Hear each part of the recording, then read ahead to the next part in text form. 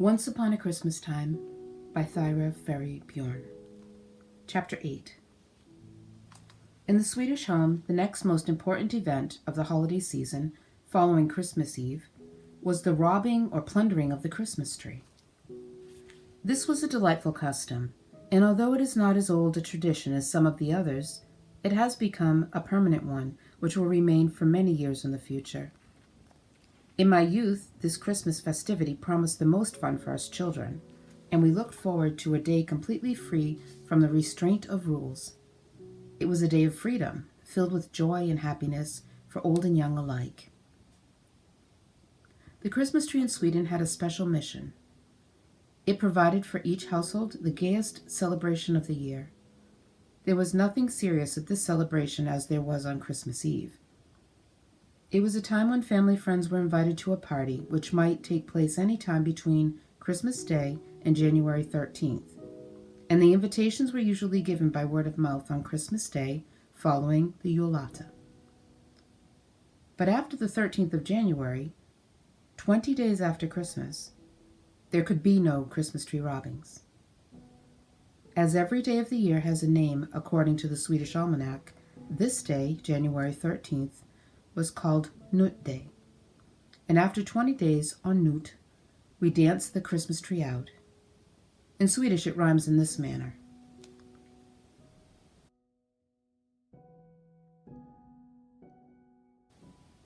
What fun it was on Christmas Day, at that early morning hour, waiting for the invitations. After wishing one another a very Merry Christmas, the ladies would sweetly say, "Would your family give our family the pleasure of your company at our tree plundering on January 2nd? And the affirmation answer came cheerfully back, followed by a similar question. "We would love to come.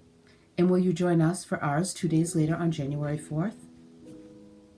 Everybody had to get their date set because almost every house in which there were children wanted to have a tree plundering party.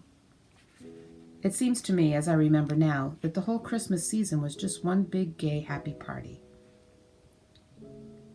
Again, the house was made ready for feasting. The spruce mat outside the front door and one at the kitchen door were sure to get new branches. These were taken directly from the forest, broken into right lengths and crisscrossed over each other to make a firm fur rug for snowy feet to be wiped on.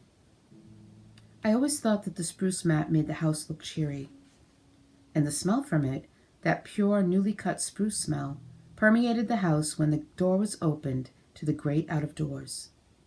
The spruce boughs were such a beautiful shade of green, too, that they made a striking contrast against the red-painted house. For this occasion, the Christmas tree was always in the center of the best room. Fresh white candles had replaced the half-burned ones, but other than that, the decorations remained as before. A long table was usually placed against the wall, and on it, according to the number of children attending the party, were paper bags and red apples, one for each child, with plenty of space between the bags for the goodies that will be piled there later. Another table was set for the adults.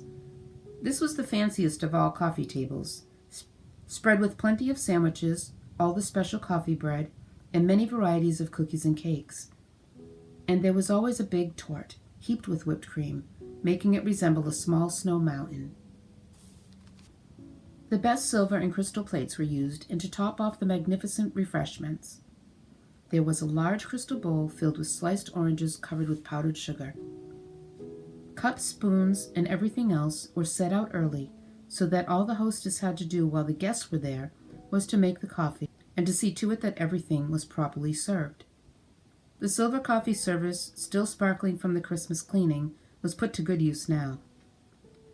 The biggest copper coffee pot stood on the shiny black wood stove in the kitchen to assure enough coffee even if everyone drank 2 or 3 cups. When the guests arrived, the whole family was on hand to greet them and make them feel at home. Since most families in those days had quite a few children, the house filled up quickly, and when all the guests had arrived, the dancing around the Christmas tree began. Everyone took part, from the youngest to the oldest. After the live candles had been lit, everyone joined hands and began to walk around and around the Christmas tree. If there was a baby in the group, he was held in someone's arms. As they walked past the tree, they sang songs that had been passed down from generation to generation. Perhaps this one was the most popular Christmas tree song.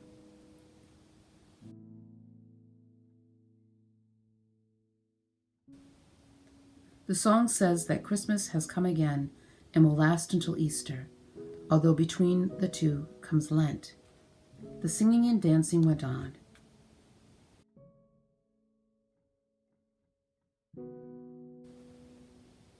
Most of the songs were without any real meaning, just silly songs making much out of almost nothing, rhyming about marriages and burning houses and so on, simply for fun.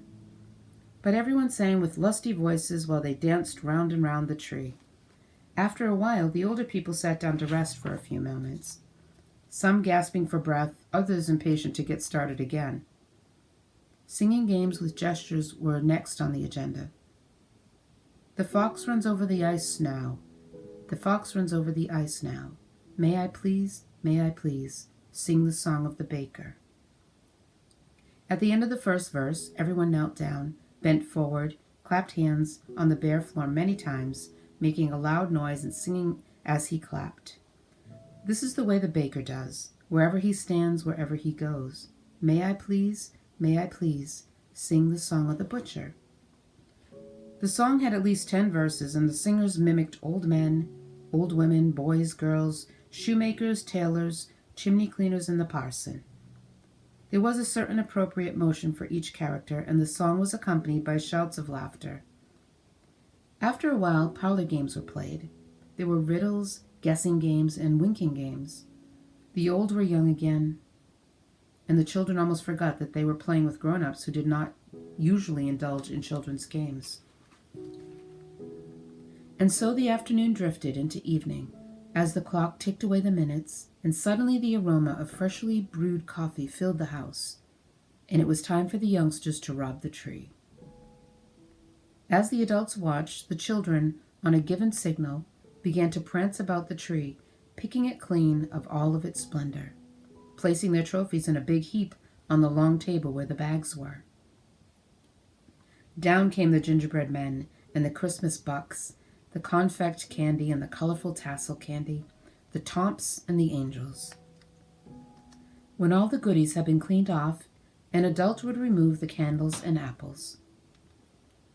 The ladies arranged the goodies in piles, dividing them so each child had an equal share. Cookies and cake were added to each pile. And finally, a drink called saft, a punch made of fruit juice, was served to the children, who on this day were the honored guests. The Christmas tree stood there alone in its green nakedness, stripped of all its glory, until the people moved toward it, grabbing hold of its branches. If the gay celebrators could not get hold of a branch, they held on to each other as they danced out with the tree.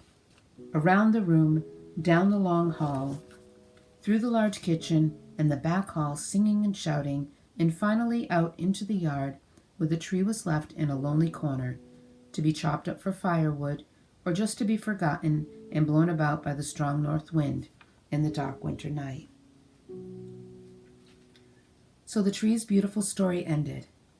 Another year, another tree would be the center of Christmas festivities, only to be plundered and cast away. But inside the well-lighted house, the gaiety continued. The children were delighted with their tidbits, and what they could not eat was placed in the paper bags to be saved for the next day. One thing that was never stored in the bags was the quarter of an orange given to each child. This was the most treasured of all the goodies. During my childhood, oranges came to Sweden only at Christmas time, at least for the common people. Never had anything tasted so good, nor was anything as exciting as biting into that juicy fruit. The memory will never be forgotten by some of us, for that rare treat was the highlight of a wonderful plundering party. The adults enjoyed their coffee and raved about the treats which the table contained, giving special recognition to their hostess for her masterful baking. Compliments came easily from the lips of the happy, contented people. As the Christmas season drew to a close, only one more celebration remained, that of Epiphany, the Day of the Three Kings on January 6th. What could be lovelier than to rejoice with the Star Boys, whose tradition dates back to the 17th century? It originated in Germany, where the first boys were led by their schoolmaster through a large city, singing and carrying a shiny star in front of them, symbolizing the Star of Bethlehem. Somehow this lovely custom found its way through Denmark, across the small patch of water that separates Denmark and Sweden, and found a home among the Swedish people, who love to take a new and unusual custom and elaborate on it until it becomes their own. The Star Boys marched singing through cities and towns, dressed in long white robes, carrying the shining star and burning candles. On their heads they wore ornate cone-shaped hats, which made them feel very important. Christmas would not be complete without our seeing the Star Boys and listening to their singing and perhaps reaching out a hand to give them a gift. As the story of Christmas in my memory begins with the beautiful St. Lucia, who came to us from Sicily, so it ends with the Star Boys, who came to us from Germany. Both colorful traditions that have brought a sense of friendship and understanding to Sweden, a country overflowing with folklore and hearsay and superstition. Some of it foolish perhaps, some wise, some evil, but more good. Truth and fiction are mixed together in a shiny big red Christmas bowl. But underneath it all, I feel, we can trace the reality and warmth that have been in the heart of a frozen winterland throughout the many hundreds of years it has existed. The Christmas season, no matter how beautiful it is, always ends. The lights are put out, the tree discarded, and people return to their normal living. But in the minds of the children, who are the saddest to see it end, are always the thoughts that in only a little more than 11 months, one dark, cold December morning, they will awake again to the aroma of baking cookies drifting through the house. And their hearts beat a little faster as they count on their fingers. Today is the day before, the day before, the day, and so on until they can say the day before the dipping day. Then Christmas all over again.